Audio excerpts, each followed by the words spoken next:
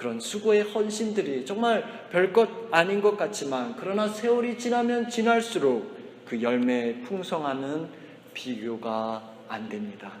이것을 보여주는 아주 좋은 예가 있습니다. 중국 내이멍구 마오수 사막에 징베이탕이라는 곳이 있는데, 그것은요 가도 가도 끝없는 사막지대라고 하죠. 물론 먼 옛날에는 푸르고 비옥한 초원이 있었던 곳입니다. 하지만 개발 시대를 맞아서 무자비한 벌목으로 그 지역이 사막으로 변했어요. 그래서 모든 것이 모래로 덮여서 황사가 일어난 그런 곳이 되었습니다. 새도 없고 풀도 없고 사람의 발자국도 없는 그런 황량하고 적막한 곳이었는데요. 그 땅에 인위전이라고 하는 여인이 시집을 가면서 그 땅이 변하기 시작합니다. 인위전이 20살 되던 31년 전인 1985년에 그의 아버지가요, 자기와 친한 친구가 죽기 전에 약속한 것을 지키기 위해서 그 친구 아들, 혼자 남은 그 친구 아들 바이완상에게 자기 딸을 시집 보냅니다. 신혼살림이라고 해야 고작 냄새에 짙은 이불 한 채와 이 빠진 그릇들, 그리고 부러진 책상, 그게 전부였어요. 집으로 그냥 뛰쳐 돌아가려고 했지만 가난하면서도 그 착한 남편을 두고 떠날 수가 없어서 이 인위전이 여기서 살기로 작정을 했답니다. 그리고 그날 남편에게 우리가 힘을 합해서 이곳을 살 수 있는 곳으로 만들자고 말을 했대요. 그리고 앞으로 10년 안에 지금 눈앞에 보이는 저 모래 언덕을 숲으로 만들겠다는 그런 야무진 꿈을 꾸었답니다. 그래서 친척들이 자기에게 준 그 양 한 마리를 팔아서 나무 600그루를 사서 그 나무를 그 사막 모래밭에 심기 시작했어요. 주변에서 이런 품삯을 받을 때마다 묘목을 사서 심었어요. 그런데 사막에 그 나무 심는 일이요, 장난이 아니잖아요. 유산을 2번이나 했다고 해요. 그래도 나무 심기를 포기하지 않고 매일매일 물을 퍼다 나무에 주는 그 사막과의 전쟁을 치르면서 사막의 생리를 조금씩 알아가게 되었답니다. 마침내 그 죽음의 사막을 생명의 숲으로 바꿨어요. 지금은 그 황량한 사막이 울창한 숲과 갖가지 채소가 익어가는 밭과 가로수로 가득 찬 옥토가 되었다고 합니다. 지금까지 그 여인이 심은 나무 숫자만 해도 80만 그루가 넘는다고 합니다. 그렇게 생명의 땅 위로 이렇게 바뀌어진 그 면적을 계산해 보니까 자그마치 우리가 잘 알고 있는 그 여의도 땅의 15배가 넘는다고 하지요. 더 놀라운 사실은요, 그 인위전은 지금도 새벽 4시면 어김없이 일어나서 나무에 물을 주고 모래바람을 맞으며 사막에 풀씨를 심으러 간다라는 거죠. 수많은 사람들이 그녀가 한 행동을 보고 배우려고 몰려드는데요, 그 비결을 그들이 무엇이라고 알아차리겠습니까? 그렇죠. 매일매일 나무를 심는 거죠. 매일매일 물을 길러다가 물을 주는 것입니다. 이삭처럼 끊임없이 우물을 파는 것이죠. 이렇게 끊임없이 자기에게 주어진 일을 한 그 이삭에게 하나님은 함께 하시고 복을 주신 것이죠.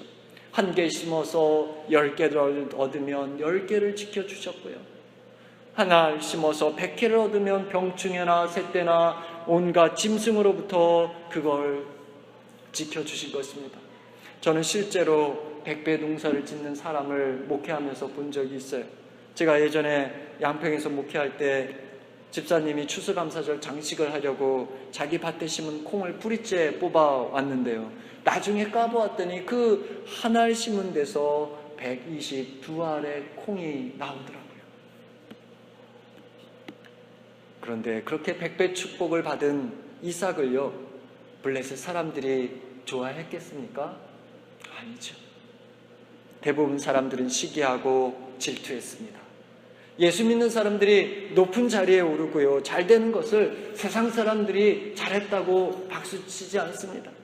다니엘과 그의 친구들이 바벨론 왕국에서 고위 관직에 있었을 때요, 사람들은 시기하고 질투하고 모함했던 것처럼 지금도 마찬가지예요. 어느 시장은 예수 믿는다는 이유로 자기 직원을 내쫓지 않았습니까? 블레셋 사람들이 이삭을 그렇게 대하는 것이지요. 우물을 파서 자기들도 마시게 되었으니까 얼마나 고마운지 알아야 하는데, 감사하기는커녕 오히려 자기 것이라고 주장하고 여기는 우리 땅이니까 떠나라고 합니다. 그런데 참 희한하죠. 그 이삭이요, 그들의 요구를 들어주고 거기서 떠나는 거예요.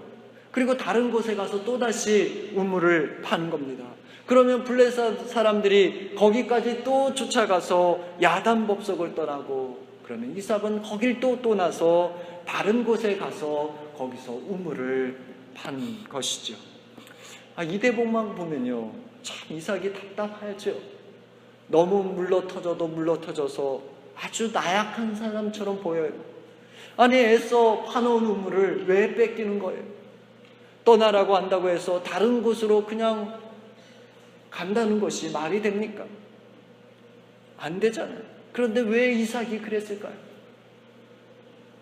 원래부터 싸움을 싫어하는 평화주의자라서 그랬다기보다는요, 블레셋 사람들이 자신에게 그렇게 못되게 구는 것이 전부가 아니라고 믿었기 때문이죠. 이 땅을 떠나지 말라고, 이 땅에 머물라고 축복을 약속하신 하나님께서요, 때가 되면 모든 것을 통해서 선으로 이끌어 주신다는 믿음이 있었기 때문이죠. 그렇습니다. 때로 우리는요, 바른 선택을 하며 올바른 결정을 할 때도 있습니다만, 때로는 잘못된 선택이라 결정을 내리기도 하지요. 하지만 여러분, 우리 눈에 보이는 그 모든 것이 전부라가 아니라는 것을 명심해야 합니다. 거기에는요, 보이지 않는 하나님의 손이 역사하기 때문입니다. 베드로가 그걸 체험했죠.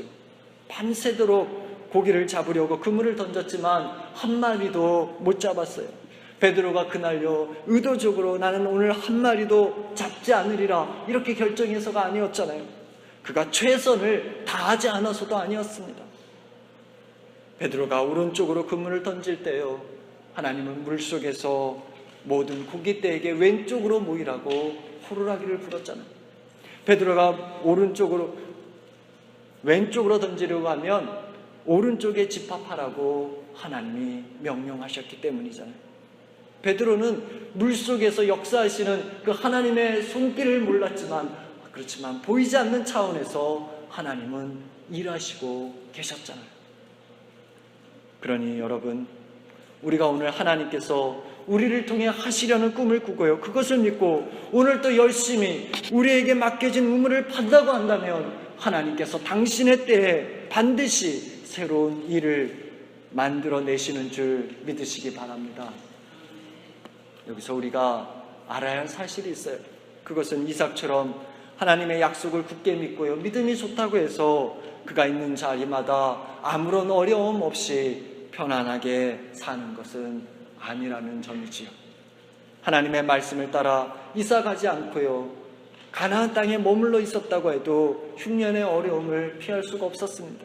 사람들에게 미움을 받았고 욕을 들었고 쫓겨가야 했습니다. 그렇습니다. 하나님을 믿고 예배하는 사람이라고 해도요, 인생의 메마른 광야를 만나게 되고요, 눈물의 골짜기를 지나기도 합니다. 하지만 하나님을 믿고 따라가는 사람들이 다른 사람들과 분명한 차이가 있는데, 그것이 뭐냐면 제 아무리 거칠은 광야로 밀려다닌다고 해도 거기서 샘물을 찾고요, 우물을 파는 사람이 된다라는 거예요. 그것도 하나만이 아니라 여러 곳에 우물을 팝니다. 메마른 광야의 우물을 파고 샘을 찾는 것이 쉬운 일이 아닙니다. 며칠 걸려 파다가 큰 돌을 만나면 그것을 그냥 덮어야 되는 쓰라림을 겪기도 하지요. 그러나 포기하지 않고 매일매일 그 주님의 말씀을 따라 사는 사람들은 결국 인생에서 은혜의 물줄기를 발견하고 누리게 되는 줄 믿으시기 바랍니다.